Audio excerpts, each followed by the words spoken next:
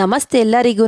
ಎಲ್ಲರೂ ಹೇಗಿದ್ದೀರಾ? ಚೆನ್ನಾಗಿದ್ದೀರಾ ಅಂತ ಇವತ್ತು ನಿಮ್ಮ ಮುಂದೆ ಒಂದು ಒಳ್ಳೆ ರೆಸಿಪಿ ತೊಗೊಂಡು ಬಂದಿದ್ದೀನಿ. ಎಲ್ರಿಗೂ ಇಷ್ಟ ಆಗುತ್ತೆ. ಹೊರಗಡೆ ಹೋಗಿ ಕೆಲಸ ಮಾಡೋರು ಮನೆಗೆ ಬಂದು ಏನಪ್ಪ ಅಡುಗೆ ಮಾಡೋದು, ಟೈಮ್ ಆಯಿತು, ಮಕ್ಕಳು ಕಾಯ್ತಾ ಇರ್ತಾರೆ, ಹಸ್ಬೆಂಡ್ ಕಾಯ್ತಾ ಇರ್ತಾರೆ ಅನ್ನೋರಿಗೆ ಇದೊಂದು ಒಳ್ಳೆ ರೆಸಿಪಿ ಅಂತಲೇ ಹೇಳ್ಬೋದು. ಎಲ್ರಿಗೂ ಇಷ್ಟ ಆಗುತ್ತೆ, ತುಂಬಾ ರುಚಿಯಾಗಿರುತ್ತೆ. ಅದು ಏನು ಗೊತ್ತಾ, ಇನ್ಸ್ಟೆಂಟ್ ರಸಮ್ ಪೇಸ್ಟ್ ಮಾಡ್ತಾಯಿದ್ದೀನಿ ನಾನು ಮನೇಲಿ. ಇವಾಗೆಲ್ಲ ಅಂಗಡಿಲೆಲ್ಲ ಸಿಗ್ತಾ ಇದೆಯಲ್ಲ, ಇಂದಿರಾ ರಸಮ್ ಪೇಸ್ಟ್ ಅಂತ.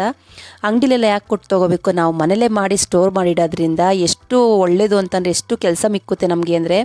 ನಾನು ಇವತ್ತು ಆ ವಿಡಿಯೋನ ಶೇರ್ ಮಾಡ್ತಾಯಿದ್ದೀನಿ, ನಿಮ್ಗೆಲ್ರಿಗೂ ಇಷ್ಟ ಆಗುತ್ತೆ ಅಂತ ನಂಬಿದ್ದೀನಿ ನಾನು. ನೋಡಿ ಕಲರ್ ನೋಡಿ ಯಾವ ರೀತಿ ಇದೆ. ಹೊರಗಡೆ ಯಾವ್ಯಾವ ರೀತಿ ಏನೇನು ಮಸಾಲೆ ಹಾಕಿರ್ತಾರೋ, ಕೆಮಿಕಲ್ ಹಾಕಿರ್ತಾರೋ ನಮಗೆ ಗೊತ್ತಾಗಲ್ಲ. ಮನೇಲೇ ಫ್ರೆಶ್ಶಾಗಿ ಮಾಡಿ ತಿನ್ನೋಣ ಅಂತ ನಾನು ಇದನ್ನು ಟ್ರೈ ಮಾಡಿದ್ದೀನಿ. ತುಂಬಾ ಚೆನ್ನಾಗಿ ಬಂದಿದೆ. ಬನ್ನಿ ಇದು ಹೇಗೆ ಮಾಡೋದು ಅಂತ ನಾನು ತೋರಿಸ್ತಾ ಹೋಗ್ತೀನಿ. ಇಲ್ಲಿ ನಾನು ಒಂದು ಮೆಜರ್ಮೆಂಟ್ ಸ್ಪೂನ್ ತೊಗೊಂಡಿದ್ದೀನಿ. ನಾವು ಯಾವ ಸ್ಪೂನ್ ತೊಗೊಂಡಿದ್ದೀಮೋ ಅದೇ ಸ್ಪೂನಲ್ಲಿ ಎಲ್ಲ ಐಟಮ್ಸು ಹಾಕಬೇಕಾಗುತ್ತೆ. 1 ಸ್ಪೂನ್ ಧನಿಯಾ ಹಾಕ್ತಾಯಿದ್ದೀನಿ, 1 ಸ್ಪೂನ್ ತೊಗರಿಬೇಳೆ ಹಾಕ್ತಾಯಿದ್ದೀನಿ. ಕಡಲೆಬೇಳೆ ಅಲ್ಲ, ತೊಗರಿಬೇಳೆ. ರಸಮ್ ಮಾಡ್ತಿರೋದ್ರಿಂದ ತೊಗರಿಬೇಳೆ ಹಾಕಬೇಕು, ಕಡಲೆಬೇಳೆ ಅಲ್ಲ. ಜೀರಿಗೆ 1 ಸ್ಪೂನ್ ಹಾಕ್ತಾಯಿದ್ದೀನಿ. 1/4 ಸ್ಪೂನಷ್ಟು ಮೆಂತ್ಯ ಹಾಕ್ತಾಯಿದ್ದೀನಿ. ಮೆಂತ್ಯ ಜಾಸ್ತಿ ಬೇಡ. ಇಲ್ಲಿ ಖಾರಕ್ಕೆ ಒಣಮೆಣ್ಸಿಕಾಯಿ ಹಾಕ್ತಾಯಿದ್ದೀನಿ, ಕಲ್ಲರ್ಗೂ ಹಾಕ್ತಾಯಿದ್ದೀನಿ, ಖಾರಕ್ಕೂ ಹಾಕ್ತಾಯಿದ್ದೀನಿ.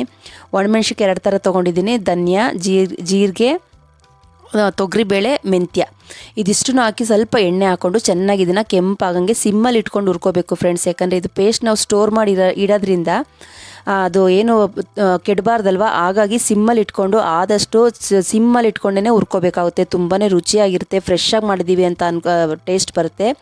ಹಾಗಾಗಿ ಈ ವಿಡಿಯೋನ ಶೇರ್ ಮಾಡ್ತಾಯಿದ್ದೀನಿ. ನಾನು ಇಲ್ಲಿ 1 ಸ್ಪೂನಷ್ಟು ಮೆಣಸು ಹಾಕ್ತಾಯಿದ್ದೀನಿ.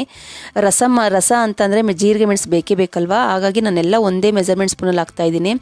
ಧಾರಾಳವಾಗಿ ಕರ್ಬೇವಿನ ಸೊಪ್ಪು ಹಾಕ್ತಾಯಿದ್ದೀನಿ. ಕರ್ಬೇವಿನ ಸೊಪ್ಪು ಹಾಕಿ ಚೆನ್ನಾಗಿ ಫ್ರೈ ಮಾಡಬೇಕಾಗುತ್ತೆ. ರೋಸ್ಟ್ ಆಗಂಗೆ ಫ್ರೈ ಮಾಡಬೇಕು. ನೋಡಿ ಕರ್ಬೇವಿನ ಸೊಪ್ಪೆಲ್ಲ ಪುಡಿ ಆಗಬೇಕು ಕೈಯಲ್ಲಿ. ಇದನ್ನೆಲ್ಲ ಒಂದು ಪ್ಲೇಟ್ಗೆ ಹಾಕಿ ಸ್ವಲ್ಪ ಆರಕ್ಕೆ ಇಟ್ಕೊತೀನಿ.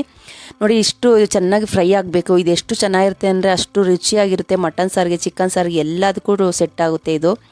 ಇಲ್ಲಿ ನಾನು ನೋಡಿ ಇಲ್ಲಿ ಸ್ಟವ್ ಮೇಲೆ ಬೆಳ್ಳುಳ್ಳಿನ ತೊಗೊಂಡಿದ್ದೀನಿ. ಚೆನ್ನಾಗಿ ಇದನ್ನು ಸುಟ್ಕೋಬೇಕು, ಕಪ್ಪಾಗಂಗೆ ಸುಟ್ಕೋಬೇಕು.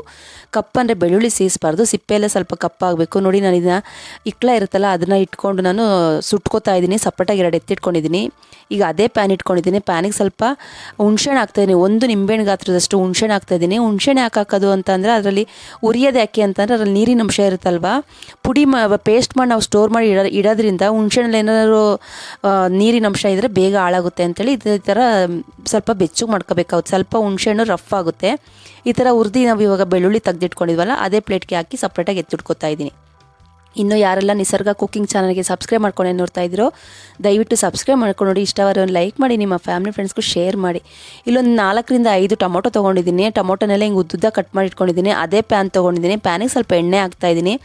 ಎಣ್ಣೆ ಹಾಕಿ ಟೊಮೊಟೊ ಎಲ್ಲ ಹೆಂಗೆ ಫ್ರೈ ಆಗಬೇಕು ಅಂತಂದರೆ ಅದರಲ್ಲಿರೋ ನೀರಿನ ಅಂಶ ಎಲ್ಲ ಬಿಡಬೇಕು. ಟೊಮೊಟೊ ನೀರಿನ ಅಂಶ ಬಿಡೋ ಅಷ್ಟರಲ್ಲಿ ನಾವು ಇದನ್ನೆಲ್ಲ ಒಂದು ಡ್ರೈ ಪೌಡ್ರ್ ಮಾಡ್ಕೊಳ್ಳೋಣ. ನೀರು ಹಾಕ್ಬಾರ್ದು ಇದಕ್ಕೆ. ಹಂಗೇ ಒಣ ಪುಡಿ ಥರ ರುಬ್ಕೋಬೇಕಾಗುತ್ತೆ. ಪುಡಿ ಮಾಡ್ಕೋಬೇಕು ನೈಸ್ಗೆ. ನೋಡಿ ಆ ಕಡೆ ಪುಡಿ ಮಾಡ್ಕೊಳಕ್ಕೆ ಇಟ್ಕೊಂಡಿದ್ದೀನಿ. ಈ ಕಡೆ ಟೊಮೊಟೊನೂ ಬೇಯ್ತೈತೆ. ತುಂಬಾ ಚೆನ್ನಾಗಿರುತ್ತೆ, ಎಲ್ರಿಗೂ ಇಷ್ಟ ಆಗುತ್ತೆ. ಇನ್ಸ್ಟೆಂಟ್ ರಸಮ್ ಪೇಸ್ಟ್ ನಾವು ಮನೇಲೇ ಮಾಡಿಡೋದ್ರಿಂದ ಹೊರಗಡೆ ಹೋಗಿ ಕೆಲ್ಸಕ್ಕೆ ಹೋಗಿ ಬರೋರಿಗೆಲ್ಲ ಇದು ತುಂಬಾ ಯೂಸ್ಫುಲ್ ಅಂತಲೇ ಹೇಳ್ಬೋದು. ಸಾಕಾಗೈತಪ್ಪ ಏನು ಅಡುಗೆ ಮಾಡೋದು ಅಂತ ತಲೆ ಕೆಡಿಸ್ಕೊಳ್ಳೋದು ಬೇಡ. ಇದೊಂದು ಪೇಸ್ಟ್ ಇದ್ದರೆ ಸಾಕು, ಹೊಟ್ಟೆ ತುಂಬ ಊಟ ಮಾಡ್ಬೋದು ಫ್ರೆಂಡ್ಸ್. ನೋಡಿ ನಾನು ಇದನ್ನು ಪೌಡ್ರ್ ಮಾಡ್ಕೊಂಡಿದ್ದೀನಿ. ಪೌಡ್ರ್ ಆದಷ್ಟು ನೈಸಿಗೆ ಮಾಡ್ಕೋಬೇಕಾಗುತ್ತೆ. ಇಲ್ಲಿ ಟೊಮೊಟೊನೂ ಬೇಯ್ತೈತೆ. ಎಲ್ಲ ಒಂದೇ ಟೈಮಲ್ಲೇ ಎಲ್ಲ ಕೆಲಸನೂ ಮಾಡ್ಕೋಬೇಕಾಗುತ್ತೆ. ಹೆಣ್ಮಕ್ಳು ಸ್ವಲ್ಪ ಟೈಮ್ನ ಸೇವ್ ಮಾಡಬೇಕು ಅಂತಂದರೆ ಯಾವ್ಯಾವ ಟೈಮಲ್ಲಿ ಏನೇನು ಕೆಲಸ ಆಗುತ್ತೆ ಅಂತ ಯೋಚನೆ ಮಾಡಿ ಆ ಟೈಮಲ್ಲಿ ಆ ಕೆಲಸ ಮಾಡಿಬಿಡ್ಬೇಕಾಗುತ್ತೆ. ಅಡುಗೆ ಮನೇಲಂತೂ ನಮಗೆ ಬೆಳಗ್ಗೆಯಿಂದ ಸಂಜೆ ತನಕ ಆಗೋಗುತ್ತೆ. ಹಾಗಾಗಿ ನಾವು ಟೈಮ್ನ ಫ್ರೀ ಮಾಡಿಕೊಂಡು ಯಾವ ಕೆಲಸ ಬೇಗ ಮಾಡಿದ್ರೆ ಆಗುತ್ತೆ ಅನ್ನೋದು ನೋಡಿ ನಾವು ಮಾಡಬೇಕಾಗುತ್ತೆ ಕೆಲಸನ.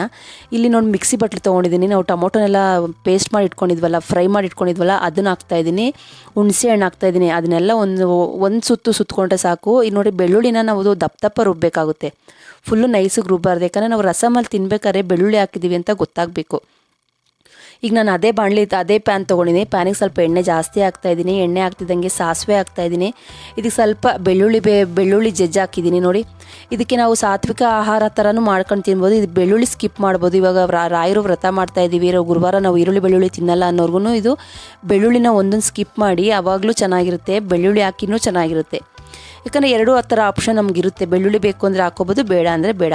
ಇಲ್ಲಿ ಒಣಮೆಣ್ಸಿನ್ಕಾಯಿ, ಕರ್ಬೇವಿನ ಸೊಪ್ಪು, ಮೇನ್ ಹಿಂಗೆ ಹಾಕಿದ್ದೀನಿ. ರಸಮ್ಮು ಅಂತ ಅಂದಮೇಲೆ ಹಿಂಗೆ ಹಾಕಲೇಬೇಕಾಗುತ್ತೆ. ನೋಡಿ ಇದೆಲ್ಲ ಒಳ್ಳೆ ಒಗ್ಗರಣೆ ಹಾಕ್ತಿದ್ದಂಗೆ ನಾವು ರುಬ್ಬಿ ಇಟ್ಕೊಂಡಿದ್ವಲ್ಲ ಟೊಮೊಟೊ, ಬೆಳ್ಳುಳ್ಳಿ, ಹುಣಸೆ ಹಣ್ಣನ್ನ ಅದನ್ನೆಲ್ಲ ಹಾಕಿ ಚೆನ್ನಾಗಿ ಮಿಕ್ಸ್ ಮಾಡಬೇಕಾಗುತ್ತೆ. ನೋಡಿ ಟೊಮೊಟೊಲಿರೋ ನೀರಿನ ಅಂಶ ಎಲ್ಲ ಬಿಡ್ತಾ ಹೋಗುತ್ತೆ. ಇದಕ್ಕೆ ಸ್ವಲ್ಪ ಎಣ್ಣೆ ಜಾಸ್ತಿ ಇರಬೇಕು. ನಾವು ಸ್ಟೋರ್ ಮಾಡಿ ಇಡೋದ್ರಿಂದ ಅದು ಎಣ್ಣೆ ಇಲ್ಲ ಅಂತಂದರೆ ಬೇಗ ಹಾಳಾಗೋಗುತ್ತೆ. ಹಾಗಾಗಿ ಸ್ವಲ್ಪ ಎಣ್ಣೆ ಇರಬೇಕು. ಅದು ಒಂದು ವಾರದಿಂದ 15 ದಿವಸ ಹೊರಗಡೆನೇ ಇಡ್ಬೋದು, ಅಂದರೆ ನೀರು ತಾಗಿಸ್ಬಾರ್ದು ಇದಕ್ಕೆ. ಇಲ್ಲ ನಾವು ಒಂದು 15 ದಿವಸದ ಮೇಲೆ ಒಂದು ತಿಂಗಳು ತನಕ ಇಕ್ತೀವಿ ಅಂತಂದರೆ ಫ್ರಿಡ್ಜಲ್ಲಿ ಸ್ಟೋರ್ ಮಾಡಿ ಇಡ್ಬೋದು ಫ್ರೆಂಡ್ಸ್. ತುಂಬಾ ಚೆನ್ನಾಗಿರುತ್ತೆ, ರುಚಿಯಾಗಿರುತ್ತೆ. ಹಾಗಾಗಿ ನಾನು ನಿಮಗೆ ಈ ವಿಡಿಯೋನ ಶೇರ್ ಮಾಡ್ತಾಯಿದ್ದೀನಿ, ಎಲ್ಲೂ ಸ್ಕಿಪ್ ಮಾಡ್ದಂಗೆ ನೋಡಿ. ನಾನು ಅಷ್ಟೇ ನಿಮ್ಮ ಹತ್ರ ಕೇಳ್ಕೊಳ್ಳೋದು. ನೋಡಿ ಟೊಮೊಟೊದೆಲ್ಲ ಚೆನ್ನಾಗಿ ಫ್ರೈ ಆಗ್ತಿದ್ದಂಗೆ ಅದು ಸ್ವಲ್ಪ ನೀರಿನ ಅಂಶ ಎಲ್ಲ ಬಿಟ್ಟೈತೆ. ಈ ಟೈಮಲ್ಲಿ ನಾವು ಪುಡಿ ಮಾಡಿ ಇಟ್ಕೊಂಡಿದ್ವಲ್ಲ, ಧನ್ಯ, ತೊಗರಿಬೇಳೆ, ಜೀರಿಗೆ, ಮೆಂತ್ಯ ಎಲ್ಲ ಹಾಕ್ಕೊಂಡಿದ್ವಲ್ಲ, ಒಣಮೆಣ್ಸಿಕಾಯಿ, ಕರಿಬೇವಿನ ಸೊಪ್ಪೆಲ್ಲ ಅದನ್ನೆಲ್ಲ ಪೌಡ್ರ್ ಮಾಡ್ಕೊಂಡಿದ್ವಲ್ಲ, ಅದನ್ನೆಲ್ಲ ಹಾಕ್ಕೊಂಡು ಚೆನ್ನಾಗಿ ಮಿಕ್ಸ್ ಮಾಡಬೇಕಾಗುತ್ತೆ. ನೋಡಿ ಇದರಲ್ಲಿ ಸ್ವಲ್ಪ ನೀರಿನ ಅಂಶ ಎಲ್ಲ ಬಿಡಬೇಕು. ಇದಕ್ಕೊಂದು 1/4 ಸ್ಪೂನಷ್ಟು ಅರಿಶಿನ ಪುಡಿ ಹಾಕ್ಬಿಟ್ಟು ಚೆನ್ನಾಗಿ ಮಿಕ್ಸ್ ಮಾಡ್ತಿದ್ದು, ಸೀಸ್ಬಾರ್ದು. ಇದಕ್ಕೆ ನಾನು ಮಿಕ್ಸಿಯಲ್ಲಿ ಒಂದು ಚಿಕ್ಕ ಗ್ಲಾಸಲ್ಲಿ ಒಂದು ಅರ್ಧ ಗ್ಲಾಸಷ್ಟು ನೀರು ಹಾಕ್ಬಿಟ್ಟು ಮಿಕ್ಸ್ ಮಾಡಿ ಇದಕ್ಕೆ ಹಾಕಬೇಕು. ಯಾಕಂದರೆ ಅದರಲ್ಲಿ ನಾವು ಡ್ರೈ ಮಸಾಲೆ ಹಾಕಿರ್ತೀವಲ್ವ, ಅದು ತಳ ಹಿಡಿದ್ಬಿಡುತ್ತೆ.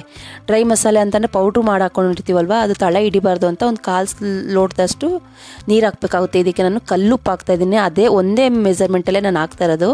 ಉಪ್ಪು ಕಮ್ಮಿ ಇತ್ತು ಅಂತಂದರೆ ಬೇಕಾದ್ರೆ ನಾವು ಮತ್ತೆ ಹಾಕೋಬೋದು, ಉಪ್ಪು ಜಾಸ್ತಿ ಆಯಿತು ಅಂದರೆ ಮತ್ತೆ ಕಷ್ಟ ಆಗೋಗುತ್ತೆ. ಹಾಗಾಗಿ ಉಪ್ಪನ್ನ ನೋಡಿನೇ ಹಾಕ್ಕೊಳ್ಳಿ. ನಾವು ಮಿಕ್ಸ್ ಬೇಕಾದ್ರೆ ನಾವು ಉಪ್ಪು ಹಾಕ್ಕೊಂಡ್ರು ಚೆನ್ನಾಗಿರುತ್ತೆ.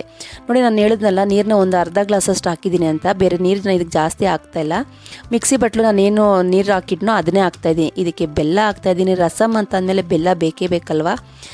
ರಸಮ್ಗೆ ಬೆಲ್ಲ ಇಲ್ಲ ಅಂತಂದರೆ ಅದು ರಸಮ್ಗೆ ಅಂತ ಅನ್ಸ್ಕೊಳ್ಳೋದೇ ಇಲ್ಲ. ಹಾಗಾಗಿ ಇದನ್ನೆಲ್ಲ ಹಾಕಿ ಚೆನ್ನಾಗಿ ಒಂದು ಒಳ್ಳೆ ಫ್ರೈ ಮಾಡ್ತಾಯಿದ್ದೀನಿ. ಎಣ್ಣೆಲ್ಲ ಸೈಡಲ್ಲಿ ಬಿಟ್ಟೈತೆ ನೋಡಿ.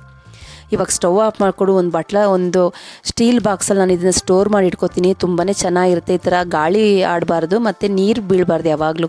ನಾವು ತಗೊಂಡಾಗಲೆಲ್ಲ ಒಣ ಸ್ಪೂನಲ್ಲಿ ಒಂದೊಂದು ಸ್ಪೂನ್ ನಮ್ಗೆ ಎಷ್ಟು ಬೇಕೋ ಅಷ್ಟು ತೊಗೊಂಡು ಇನ್ನು ಮಿಕ್ಕಿದ್ದನ್ನ ನಾವು ಹಂಗೆ ಸ್ಟೋರ್ ಮಾಡಿ ಇಡೋದ್ರಿಂದ ತುಂಬಾ ಚೆನ್ನಾಗಿರುತ್ತೆ. ನಿಜ ಹೇಳ್ತೀನಿ, ನೀವು ಒಂದ್ಸಲ ಟ್ರೈ ಮಾಡಿಲ್ಲ ಅಂದರೆ ಪ್ಲೀಸ್ ಟ್ರೈ ಮಾಡಿ, ನಿಮಗೂ ಇಷ್ಟ ಆಗುತ್ತೆ. ನೋಡಿ ನಾನು ಟೈಟಾಗಿರೋ ಬಾಕ್ಸಲ್ಲಿ ಹಾಕಿದ್ದೀನಿ.